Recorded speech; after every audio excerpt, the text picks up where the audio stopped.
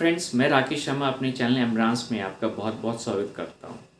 दोस्तों, मनुष्य अभिलाषाओं से भरा होता है। एक इच्छा ख़त्म नहीं होती, उससे पहले उसके अंदर दूसरी इच्छा जागृत हो जाती है। जो वो पाता है वो उसमें खुश नहीं रहता, और जो उसे नहीं मिला है ये दुख उसे हमेशा सताता रहता है। और ये भी अटल सत्य है कि मनुष्य का जीवन अभिलाषाओं से ही भरा पड़ा है। अगर अभिलाषा नहीं होगी, इच्छा नहीं होगी, तो वो अपने जीवन को कैसे जी सकता है। ये और बात है कि ये पूर्ण सत्य नहीं है। और अगर मैं पूर्ण सत्य की बात करूं तो एक सत्य है जो हम सबको वाकिफ़ है, जिससे हम सब वाकिफ़ हैं, लेकिन हम कभी भी उसकी गहराई में जाना नहीं चाहते।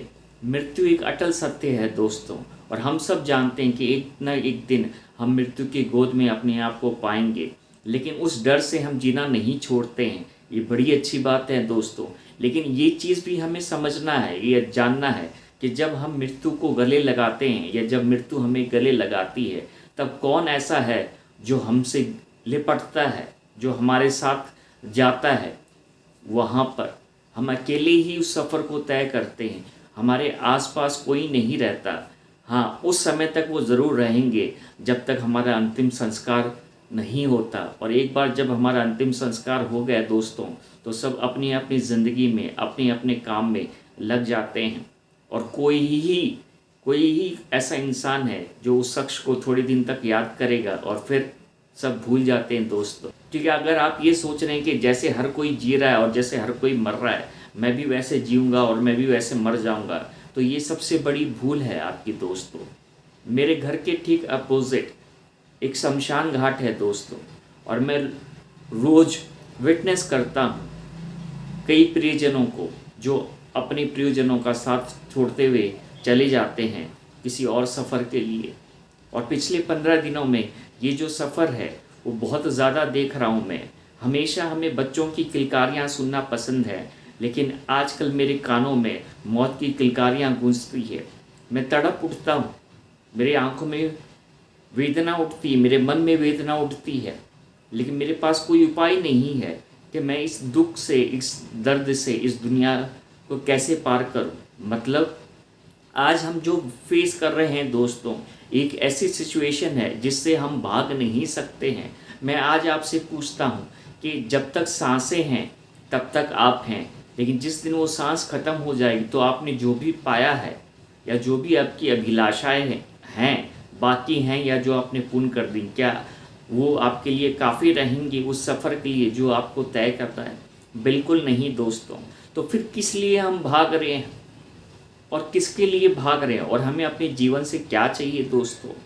इस चीज़ को हमें बिल्कुल समझना पड़ेगा दोस्तों कि हम जिस समय में प्रवेश कर रहे हैं या जो समय अभी चल रहा है वो एक अटल सत्य का समय है जिससे कोई भाग नहीं सकता। हम अपनी आँखों को बंद कर सकते हैं, हम अपने कानों को बंद कर सकते हैं, हम अपनी ज़ुबान को बंद कर सकते हैं, लेकिन जो घटित हो रहा है उसे हम नहीं रोक सकते हैं दोस्तों।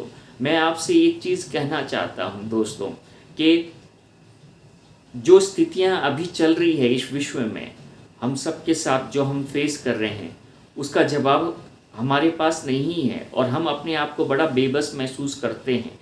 कुल मिला के ये ऐसी स्थिति है कि हम अपने आप को बहुत बंधा हुआ महसूस करते हैं, लेकिन ये एक ऐसी रस्सी है जो हमें दिखाई नहीं दे रही है कि हम किस तरह से इसको खोल सकते हैं। और विडंबना ये है कि हम रस्सी से बंधे भी नहीं हैं, लेकिन कुछ प्रकृति इस तरह से हमारे साथ कर रही है। और ये प्रकृति की भी गलती नहीं है, क्योंकि प्रकृति एक नियम के दायरे में चलती है, एक लॉ ऑफ नेचर होता है और उस लॉ को नेचर फॉलो करता है। लेकिन जब मनुष्य जो इस प्रकृति का एक हिस्सा है उस लॉ ऑफ नेचर को फॉलो नहीं करेगा, तो कहीं ना कहीं फिर कुछ ऐसी स्थितियां हर एक मनुष्य के जीवन में इस इंसानियत को देखनी पड़ेगी जो वो बिल्कुल देखना नहीं चाहता है दोस्तों।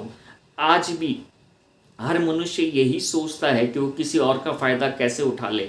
लोग मर रहे हैं, लेकिन हॉस्पिटलों को अपनी बिल की चिंता है कि हमारे बिल हमको मिल रहे हैं नहीं मिल रहे हैं। लॉकडाउन लग जाता है तो 10 रुपये की सब्जी 100 रुपये किलो बिकने लग जाती है, 15 रुपये का चावल 50 रुपये किलो बिकने लग जाता है। सबको ये चिंता है कि हम अपनी जेबों को कैसे भरें और अमीर कैसे बन सकें। ब्लैक मार्केटिंग होती है।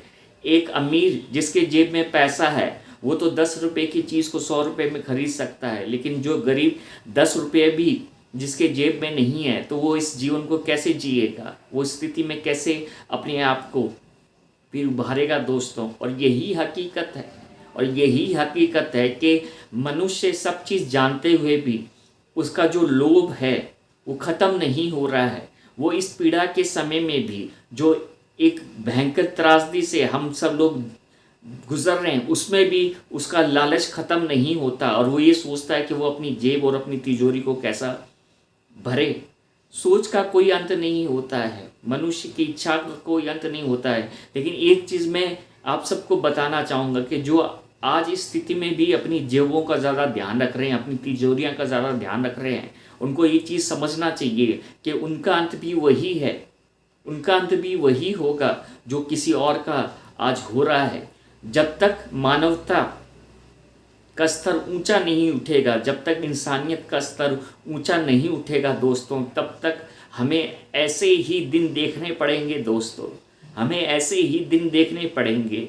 ये और बात है कि मैं शमशान घाट के सामने रहता हूँ और ये नज़ारा मैं ज़्यादा देखता हूँ और आप शायद कम देख पाते होंगे दोस्तों, लेकिन एक चीज़ का अनुभव मुझे हो गया कि मुझे जीवन का सत्य क्या है वो मुझे पता चल गया है। ईश्वर ने वो सत्य मुझे दिखा दिया, इसलिए मेरे अंदर वो लोभ या ऐसी इच्छाएं अब उत्पन्न नहीं होती कि जिसके कारण मैं किसी का बुरा करके अपना भला कर सकूं दोस्तों। एक ही इच्छा है अंदर मन में कि किसी और का भला कैसे हो सकता है, एक इंसान किसी इंसान के कैसे काम आ सकता है। लेकिन शायद ये जो सोच है वो हम सब की नहीं है।